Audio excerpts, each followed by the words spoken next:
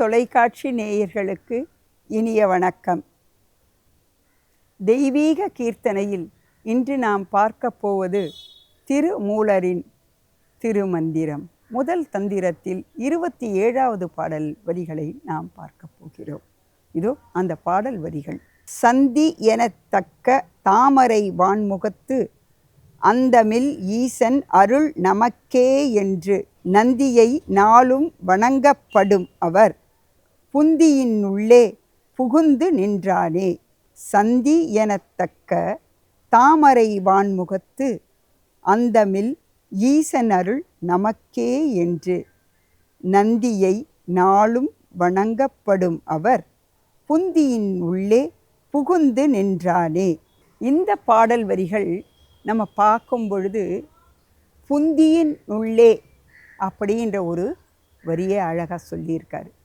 அது மட்டுமில்லை, அந்தி சந்தி, அந்தின்னா என்ன, சந்தின்னா என்ன, கமலத்தை அழகாக இங்கே மறுபடியும் வான்முகத்து, வான் அப்படின்னா மேகம், இந்த மேகத்தில் இருக்கக்கூடிய முகம் எது, வான்முகத்து அழகாக சொல்லியிருக்காரு. இப்படி ஒவ்வொரு சொல்லும் இதில் சொல்லி இருக்கிறது ரகசியங்கள் இருக்குது. அது என்னென்னா, தாமரை மலர் எப்படி மலரும் அப்படின்னு சொன்னால், சூரியன் உடைய வரவை கண்டாலே தாமரை மலர் மலரும். அதுபோல தான் இந்த மனிதர்கள் இறைவனுடைய அருளுக்காக ஏங்கி கிடப்பாங்க. அப்படி ஏங்கி கிடக்கின்ற பொழுது அந்த இறைவன் அருள் நமக்கு கிடச்சி போச்சுன்னா, அப்போது நம்மளுடைய முகம் எப்படி இருக்கும்னா தாமரை மலர் போல அழகாக மலர்ந்திருக்கும். இதில் சந்தின்னு சொல்கிறாரு. சந்தி அப்படின்னா மாலை நேரம். அந்த மாலை நேரத்தில் அந்த சாதாரணமாக சொல்லுவோம், சந்தி நேரத்தில் யாரும் சும்மா குழந்தைய தூக்கிட்டு திரியாத அப்படின்னா. அந்த சந்தி நேரத்தில் தலையை விரித்து கொண்டு நம்ம வெளியில் வரக்கூடாது. ஆனால் இன்றைக்கி பார்த்தோம்னா எல்லாருமே தலையை விரிச்சுக்கிட்டு தான் நம்ம என்ன பண்ணோம், ஃபேஷன் அப்படின்ற ஒரு நிலையில் சின்ன குழந்தையில இருந்து பெரியவங்க வரலும் சரி, 50 வயசு 55 60 வயசாக இருந்தால் கூட இன்றைக்கி என்ன பண்ணுறோம், அழகாக அந்த முடியை விரித்து போட்டுக்கொண்டு செல்வது ஒரு நாகரீகம் அப்படின்னு நினச்சிட்ருக்கோம். ஆனால் உண்மையிலே அது அல்ல. ஆனால் இப்படியும் நீங்கள் ஒரு கேள்வி கேட்கலாம், ஏன் நம்ம சுவாமிகளை எல்லாம் வரைஞ்சிருக்காங்க இல்லையா, அப்போ எல்லா சுவாமிகளும் தலையை விரித்து போட்டு கொண்டு தானே இருக்காங்க. யார் ஜடை போட்டுக்கிட்டு இருக்காங்க, சரஸ்வதியை பாங்க அப்படியே அந்த அம்மானுடைய கூந்தல் விரிந்து கொண்டு தான் இருக்கும். மகாலட்சுமியுடைய கூந்தல் பாருங்கள் அழகாக விரித்து இருக்கும். அது சடமுடி அப்படின்னு சொல்கிற சிவபெருமானும் விரித்து கொண்டு தானே இருப்பார். ஆக குழல் என்ன சொல்லக்கூடிய கூந்தல் அழகம் பார்த்திங்கன்னா விரித்து இருக்கும் பொழுது பெண்கள் ஏன் நம்ம கொண்டையை போட்டு கொடுத்தான் படியை தாண்ட வேண்டும் அப்படியெல்லாம் கேள்வி கேட்கும். சந்தி நேரத்தில் தலை வரக்கூடாது. ஏன் சந்தி நேரம் அப்படின்னா, சந்தி நேரத்தில் தான் சிவபெருமானும் பார்வதி தேவியும் 2 பேருமே அப்படி உலகத்தில் இருக்க மக்கள்லாம் எப்படி இருக்காங்க பரிபாலனம் பண்ணலாம் அப்படின்னு போவாங்க. அதே போல தான் மகாலட்சுமி தேவியும் விஷ்ணு பெருமாளும் அப்படியே சூழ்ந்து உலகத்தை அப்படி அவங்களும் வாழ வருவாங்க. ஏன்னு கேட்டிங்கன்னா, உலகத்தில் இருக்கிற அத்தனை பிரபஞ்சத்தில் இருக்கின்ற அத்தனை பேருக்கும் பாதுகாக்க வேண்டும். அவர்கள் எப்படி இருக்காங்க, மனம் குளிர்ந்து போவாங்க. தேவர்களும் என்ன பண்ணுவாங்கன்னா, அப்படியே விண்ணுலகத்திலேருந்து அப்படியே அழகாக கீழே இறங்கி இந்த பக்கத்திலே இருக்க அழகான பொழில்கள் சொல்லுவோம். அந்த காலத்திலெல்லாம் பார்த்திங்கன்னா அவர்கள் இந்த பூமிக்கு அந்த புழல்கள் என்று சொல்லக்கூடிய நீர்நிலைகளிலே குளித்து விட்டு இந்த இயற்கை சூழலை எல்லாம் பார்த்து ரசித்து விட்டு தான் விண்ணுலகத்துக்கே செல்லுவாங்க என்பதெல்லாம் புராண கதைகளில் நிறைய இடத்துல நம்ம பார்த்துருக்கோம். ஆக இந்த இடத்துல பார்த்திங்கன்னா அந்தி அப்படின்றாங்க. அந்தி அப்படி என்பது அதுவும் ஒரு வாழ்க்கையினுடைய இரகசியமான வார்த்தை தான். அந்திம காலம் அப்படின்னு சொல்லுவோம். ஒரு மனிதனுடைய சந்தியா காலத்திற்கும் அந்தி என்பதற்கும் மிகவும் முக்கியமாக நம்ம எடுத்து சொல்லலாம். இந்த அந்திம காலத்தில் தான் நம்முடைய வாழ்க்கையினுடைய முடிவுக்கு பெறும். ஒருத்தன் வாழறான் அப்படின்னு சொன்னா பிறந்து அவனுடைய வாழ்க்கை முடிவை எட்டக்கூடிய நேரம் அந்திம காலம்.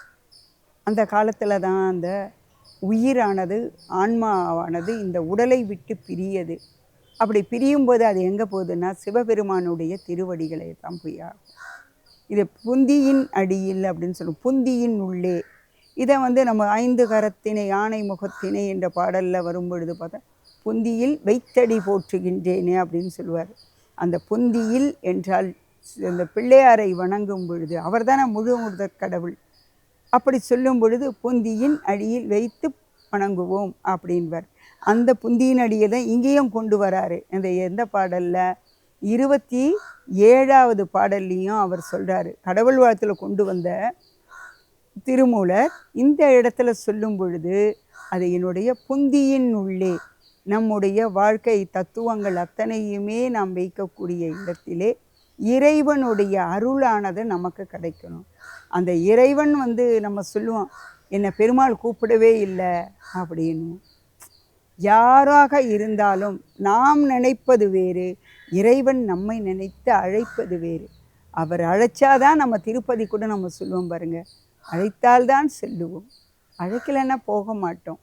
அதே போலதான் சிவபெருமானினுடைய அருள் இருந்தால்தான், அந்த கணிப்பு இருந்தால்தான் நாம் அந்த கோவிலுக்கெல்லாம் இமயமலைக்கு போகணுன்னா எத்தனை பேருக்கு ஆசை இருக்கும்.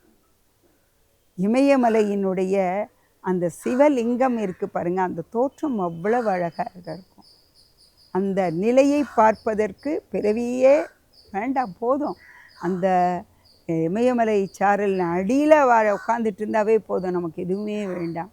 அவ்வளவு அழகாக அந்த மலையே லிங்கமாக அத்தனை அழகாக காட்சி தரும்.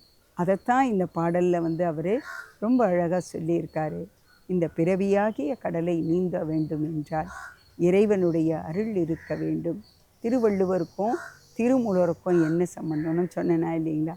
திருமூலருடைய காலம் கிபி 2ஆம் நூற்றாண்டு, இவர் வாழ்ந்ததோ 9ஆம் நூற்றாண்டுக்கு தான். அப்போ தான் 9வது இதில் தான் பக்தி இயக்கம் தோன்றிய பிறகு தான் இவருடைய இதெல்லாம் வருது.